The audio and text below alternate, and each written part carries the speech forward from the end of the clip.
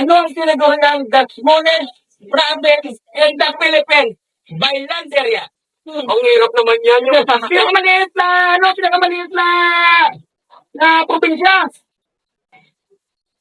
Hindi ganyan. Pa kayo? Ano lang bayani? Yung bayani na lang. Alam na, ay yung bayani na lang. O bayani. Ano ba yung pinakamaliit na probinsya? Batanes. Hindi kinigit yun eh. Ayaw nga pala, Hindi, ano na lang, pangalan na lang. Sabi mo.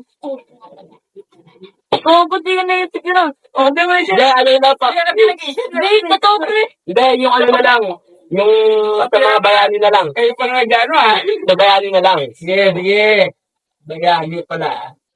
Sige, walang problema yan. Hindi na lang ng asawa na. O, ikaw kuya. Kapag nasagot mo, pagbabayad ka na pag hindi mo nasagot, ikaw magbabayad. Mga asawa. Oo, mga asawa ni Rizal? Oo. Ang dami nun. Hindi, kahit mga dalawa lang. Bagay pa. Bakit? Dalawa lang. Oo. Sige. Sige na lang magtatanong. Sinusubukan tayo ni Kuya sa katalinuhan natin. Ayaw kong nahihirapan ko. Ayun na, sige. Baka mahirap na naman yan. Hindi, napakadali ito. Hindi palag yan.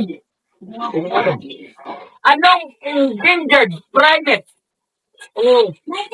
Private eh, parang hindi tayo mga X ba? Endangered. Isa sa Pilipinas, matatagpuan.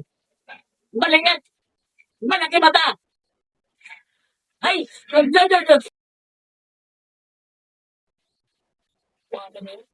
Ay, wala, pambira ka. Ano lumilipad?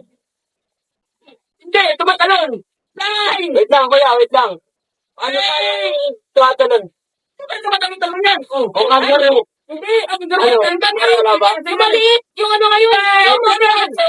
Ha? Yung mga ni Pato.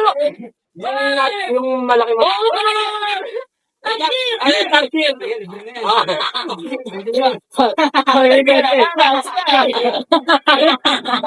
Ang